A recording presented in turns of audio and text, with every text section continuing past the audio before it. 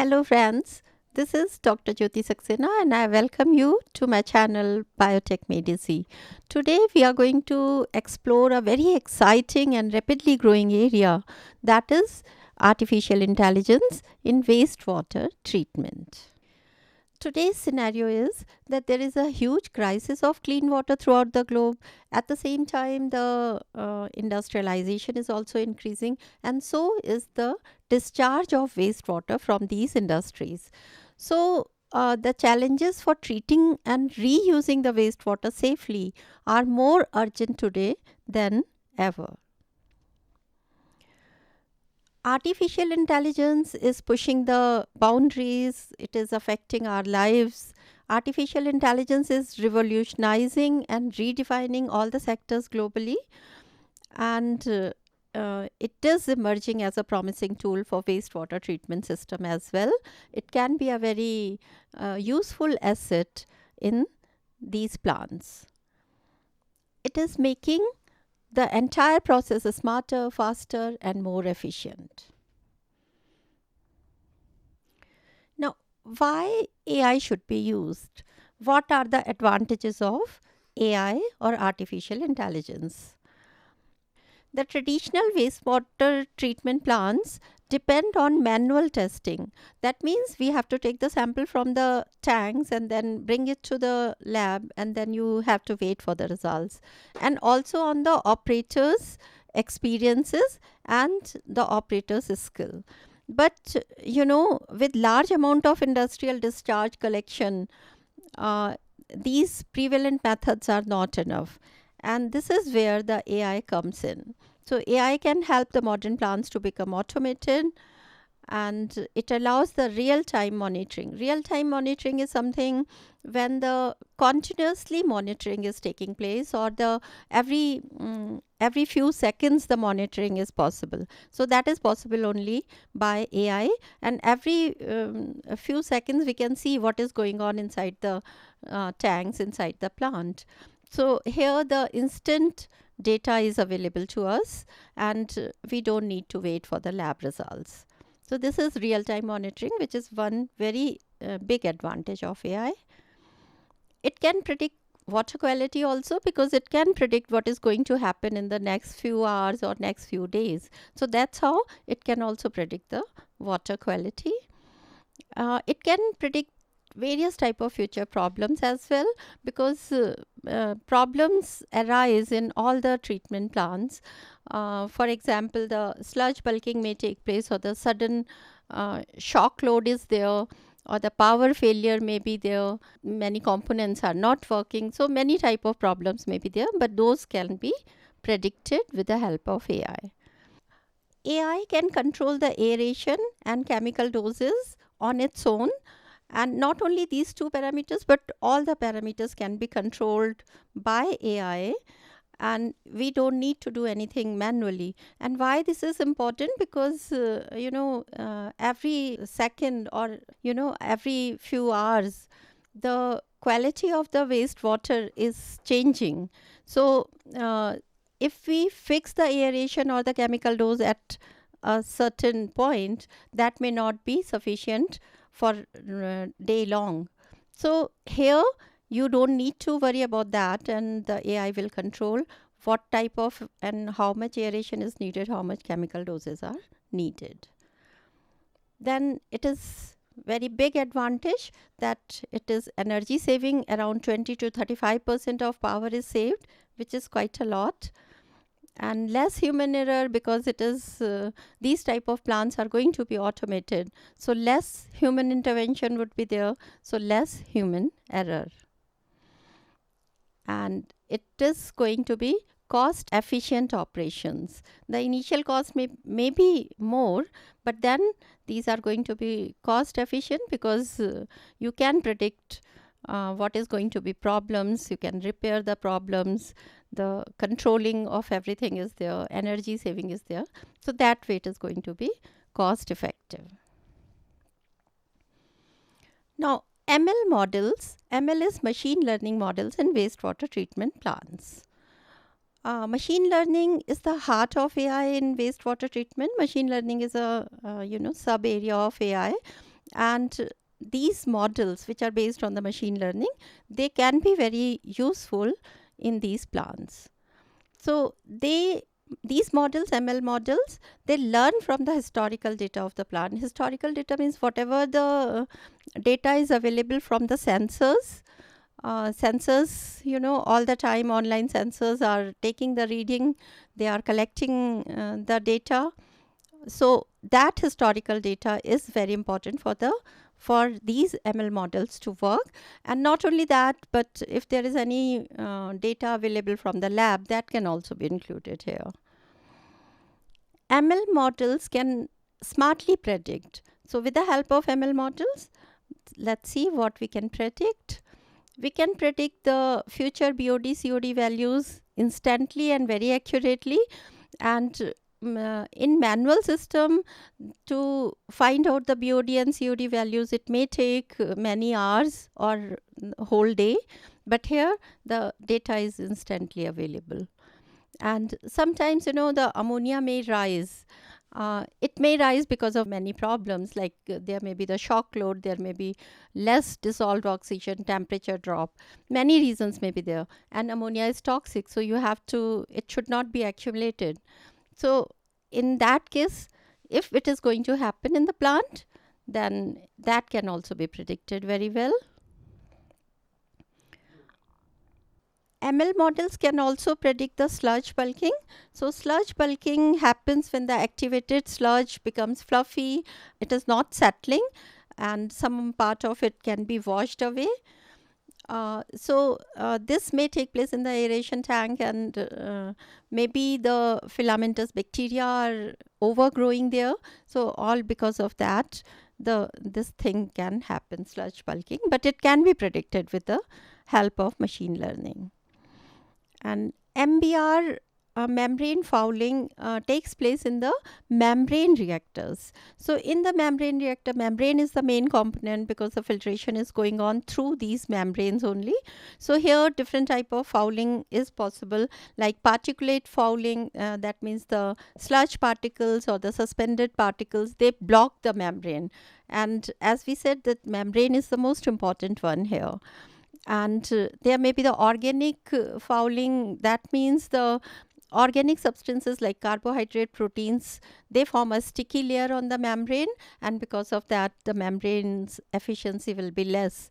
And biofouling is, formation of the biofilm on the membrane.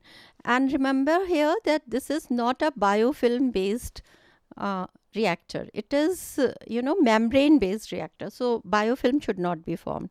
So all these type of problems are there in the MBR, and MBR are very important and very popular type of reactors or treatment plants these days. So that's why we are discussing all these fouling problems, and these can be predicted by ML models. And MBBR is another treatment plant which is very efficient and very popular compact type of moving bed biofilm reactor.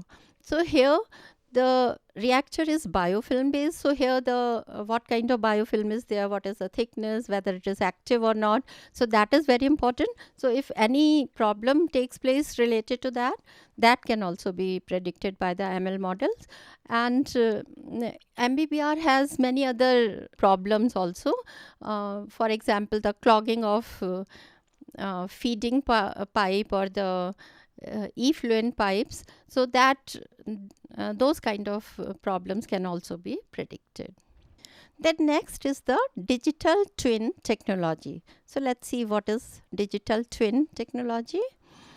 Digital twin is basically a virtual copy of the entire wastewater treatment plant. That means there is a original or the real wastewater treatment plant which is going on, which is running, and similar type of, means the replica of that we can have, and that is known as the digital twin, because it is not real but it is virtual copy which is going on the computer. So here this is a kind of computer model where it is behaving exactly like the real plant. So whatever is going on in the real plant, that you can see, and you can observe in the twin, digital twin. So every sensor reading, for example, the reading of pH, flow, whether what is the condition of ammonia, turbidity, dissolved oxygen, everything you can see in digital model, and that also in real time. That means every minute or every few seconds you can see the data. So digital twin can simulate what will happen in the plant before it actually happens. That means you can do all kind of manipulation in the uh, in this model, because it is not a real system. So if you want to know something what is going to happen, you can do the simulation here. And like operation can test what if aeration is reduced by 20%. Just if you want to know that if we are increasing one parameter or decreasing one parameter, what will happen, or if the inflow doubles, or if the sudden shock load enters, then what will happen. So all that can be seen, and you can get the results. And the same thing will happen in the real plant also, if the same thing happens there. So overall, it is a virtual lab in which changes can be tried and predictions and optimization can be done without any risk, because it is not a real system. It's just the virtual system. So you can do all kind of optimization, predictions, manipulations, everything can be done here. And digital twin can be without AI empowered also, but when the AI is working along with it, then it becomes more efficient. Now, predictive maintenance means like base maintenance based on the prediction. So, one of the biggest advantage is the predictive maintenance when we incorporate AI in the plants.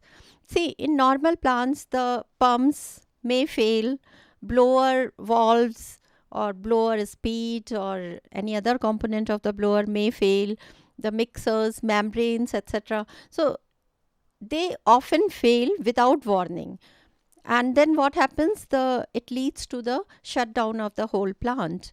Or what you have to do, emergency repairs are done, and during that period the quality of the effluent is affected, you get the bad quality effluent. So all that happens very often in the treatment plants, in the real plants.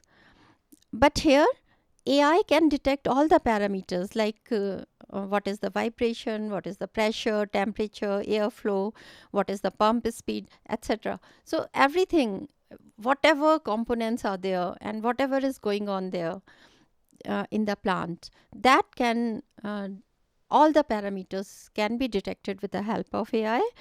And so what happens? It can predict the failures also. So then we have sufficient time to do the repairing. Suppose there is a problem which is going to take place after 1 day. So it will give you the warning and you have sufficient time, so the repairing can be done. Suppose there is a problem of membrane fouling, so you can do the cleaning in time. So this predictive maintenance is very advantageous. Then the next is sewer networking. That means, like we all know, that there is a big sewer networking system in all the cities and in all the towns. And this sewer networking is maintained underground with the help of pipelines, manholes, pumping stations, etc. And you know, in various cities, according to their size, it may be of hundreds kilometer, or sometimes it may be of thousands kilometer underground pipeline system. So there, it becomes impossible to monitor everything everywhere. You know, it's just impossible. You cannot do that. But with the help of AI, it is possible, because AI is having different type of sensors like flow sensor, level sensor, pressure sensor. CCTVs are there. If the rainfall is going to happen on, or whatever is the data of the rainfall, that is also collected here. So along with all that, AI makes it possible to monitor everything in this particular sewer networking. So, if there are problems like blockage or many other problems, that can also be solved with the help of AI. For example, if there is a blockage at X point in the pipeline. Then AI will, with the help of AI, it will be forecasted, and then we have sufficient time to repair the blockage. Similarly, if there is a manhole overflow, so in that case also, if we know what is going to happen in these many hours, then the diversion of the flow is possible, or some in some other way it can be repaired. Or if there is inflow problem, or the infiltration of the groundwater, any kind of problem is there, but if we know that it is going to happen, then that can be repaired. It can be a great help in smarter city planning. That means whenever we are making the maps, or the engineers are preparing the whole sewer networking map, then with the help of AI, a smarter city planning can be done, because it is very important. Not only the wastewater treatment plants are important, but the sewer networking should work efficiently. That is also very important. Now, AI may have its own advantages, but then it has many disadvantages also. Let's see. High initial cost. Of course, it is going to be high cost at the initial level, because everything is automated here, and so many sensors are needed. Sometimes even the robots are also used here, and computer systems, and then software, hardware. So initial cost is high. So the next one is dependence on data quality. So here the AI is totally dependent on the data quality, and data we are getting from different type of sensors. So the quality of the data should be good, then only the prediction can also be very accurate. If the poor calibration is there, then the poor prediction will be there. So this thing is one of the disadvantages. And sensor failure risk is also there, because totally we are dependent on the sensors, and if sensors fail, then they may not give the right type of data, or the data will be misleading, and accordingly, because it is a automated system, so the chemical dosing may be different, or it may be wrong, or and at the end the effluent quality will also be affected. So sensor failure risk is always there. Then it is not suitable for old infrastructure, because in old infrastructure generally everything is designed, and all the components and the parts which are used in the plant, they are all old fashioned. So in those old designed and old fashioned infrastructure, if you try to incorporate the AI, that may not be suitable. Then the next disadvantage is cyber security threats. AI systems are connected to the cloud, are vulnerable for the hacking, or the data theft, or manipulation of the automated system. So that all is possible in plants. So all those kind of manipulations can be done. What is the future of AI? Of course, the future of AI is going to be very promising. AI is moving from simple monitoring to complete autonomous plant control, because it's not only going to monitor what is happening every minute, but it is going to make the whole plant autonomous. So autonomous plant control will be there. In future, it is going to be self-running plants. Very few human beings would be needed there. So very less human intervention would be there. It will run by itself. And digital twins, as we discussed, are going to be very helpful in future. And AI and robotics both are going to help together each other for inspection and cleaning. And robotics is another branch where lots of innovations and developments are taking place every day. So here the robots will be used, and drones will be used, which will be having different sensors, and they can do the inspections and also the cleaning. Suppose there is a part where, especially in the networking system, if human beings cannot go for the repairing at that particular point, so robots can do that. And suppose if there is some microorganism growing which may be very, very hazardous or disease causing, so that also it can take care of. And fully smart sewer networking system will be there in the future with the help of AI. And integration with renewable energy, this is also something very important, because these days we are talking about the renewable energy sources. Suppose we take the example of solar energy. So uh, here, with the help of AI, at the peak hours of the solar energy generation, it will integrate the plant, and so that the most of the activities are taking place at that point. So this the future of AI is very bright. So at the end, we can conclude that AI is a transformative force in the wastewater treatment. It is going to help a lot, and it can improve the accuracy, stabilizes the operations, and predict the problems. And it is going to make the treatment plants totally autonomous, smarter, and more reliable, because we can do the prediction of different type of things, all the parameters, and we have the real time reading. So that's why it is going to be more reliable. And AI will empower the engineers to take better decision, because if you have all the facts in front of you, and if you can do the simulation in the digital twin, then you can take the best decision. And AI is not just a tool, but the future of smart, sustainable, and reliable wastewater treatment. So that is all for today. I have made many other videos also on the wastewater treatment. One is on the MBBR also.